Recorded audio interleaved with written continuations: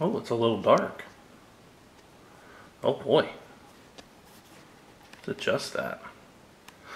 There we go. What's up, everybody? Joe here. It's been quite a while, I think, since I've done a video.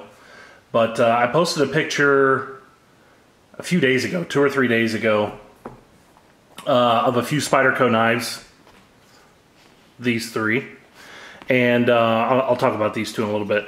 But a lot of people had commented on the picture and asked what this knife was. And I was kind of shocked by that. I thought a lot of people had seen or known about the Spyderco Southard, which is what this is. This knife came in 2 variations. One was a tan scale with a really nicely tumbled titanium frame, and then the filler tab here, the over travel, was also tan. And pocket clip and hardware was satin. To me, the tan was pretty ugly, and the pocket clip looked like hell in that satin finish. So when the all black version came out, that really spoke to me. Now, I've had this knife for a couple years. I want to say it was one of the first knives that Spyderco came out with that that had cage bearings, which this does have. So yeah, pretty much this is, boom, there you go. I guess it's kind of a Warncliffe. Let's see, like a 3.5-inch blade. It's just under 8 inches in overall length, so it's actually pretty good size. Some may consider that big, but to me it's pretty good size. It does feature a hollow grind, which is really cool. Spyderco doesn't do a lot of those, but I love a hollow grind. It's very thin behind the edge. It's really nice. And it is CTS, let's see, 204P. I don't know if I can get that on there. Maybe. Yeah, CTS 204P, which is a great steel. I love Carpenter steels, so it's cool. Hi, Charlie. Cat's over here sitting in a basket. It looks cute. So yeah, I just wanted to kind of show this off a little bit for people who may not have seen many of these. I don't know how many. I'm sure there's tons of videos on YouTube about them. But yeah, overall, I've done nothing to the knife except for put some knife pivot lube on it. Which I guess I'll go ahead and get into. This knife, even for having bearings, doesn't have the best action. It doesn't have the action that it should for bearings. Now, I'll see if I can demonstrate this. Here's a sigil, Microtech sigil, which you guys all know that I love. Great action, falls closed. Same kind of bearings this has. Most of the bearing knives nowadays will act just like this. This knife flips open great because the detent is good. Nothing. There we go, shake it enough, and then it'll drop closed. That may not be a big deal for a lot of people, I don't know. It just doesn't feel like it should for a knife with bearings. You know, that's all I'm saying. Other than that, it's a great knife. You can use the flipper tab. Like I said, works just fine. You can use the thumb hole. But because of this lock bar, the way it is, unless you have like the skinniest fingers, well, I guess I can't really get in there to middle finger flick it. Oh, there it is. I think that might be the first time I've ever done that. Nice. Never mind, I'm an asshole. You can middle finger flick it if you try hard enough. Knife's perfectly centered. The pocket clip is okay. I've definitely seen better ones. The way that this comes to a point is kind of sharp. So if every once in a while I'll catch my finger on this trying to pull it out of the pocket. But it does fit very well in the pocket, rides really well. And it's an awesome knife. I'm pretty sure that they're either discontinued or sold out. I'm not really sure. But it is a cool knife.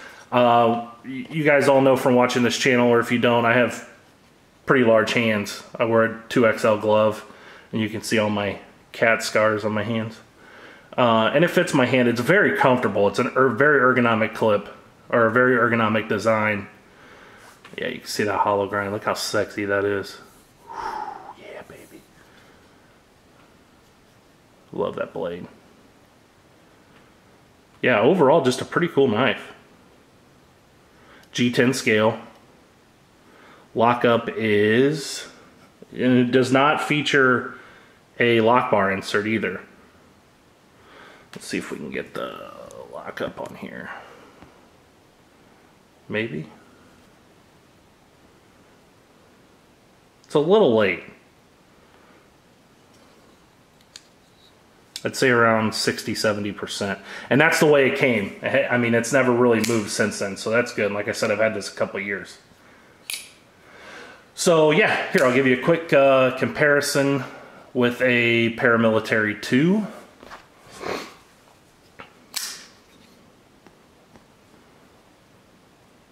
Try to line up those pivots. So there you go. They're pretty close. The Paramilitary 2 is longer, and because the Paramilitary 2 is not a flipper and you have this forward choil, it is easier to grip up on. I would say overall the ergonomics of the Paramilitary 2 are better. You're forced to sit back a little bit more on this knife because of the flipper tab. There.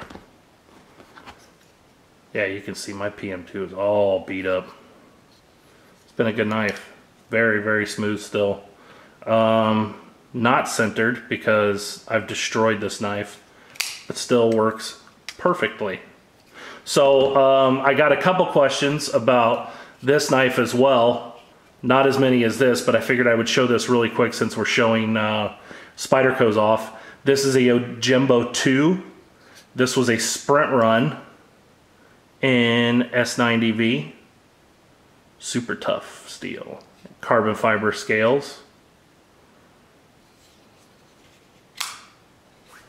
Another beautiful hollow grind. I don't know that this is as thin behind the edge as the Southard, but still, very cool knife. Yeah.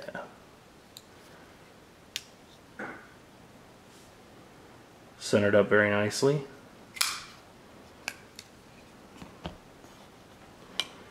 Yeah, I'll show these two.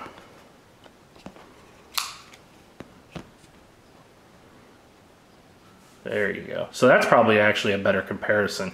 Vastly different knives, but sort of the same size. Throw a Paramilitary 2 in there. Try to get all these pivots lined up so you can see them. There we go. So yeah, I'd say that's pretty good size. And just for shits and giggles, we'll throw a Spyderco Chubby in there too. How about that?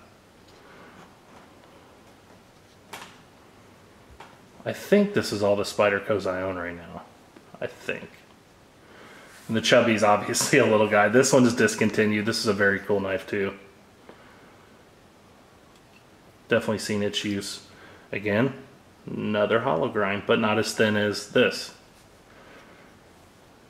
And I have a ray gun bead and a glow-in-the-dark Scoopy Loops Lul bead on there. I don't know where this paracord came from. I found it laying around. I like it though. It's like a woodland camo. Yeah, man.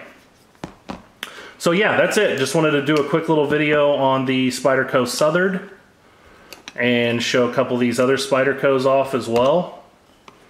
And that's about it. So I hope you guys liked it. That's about it. If you can find one of these, they're a cool little knife to own.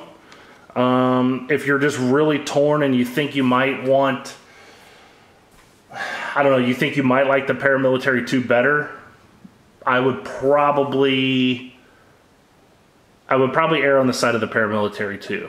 But if you already have a Paramilitary 2, maybe you already have a Yojimbo, and you just want another Spyderco that's really cool, definitely pick one of these up if you can find it on the secondary. So that's it. Hope to talk to you guys soon. Joe Bananas out. Peace.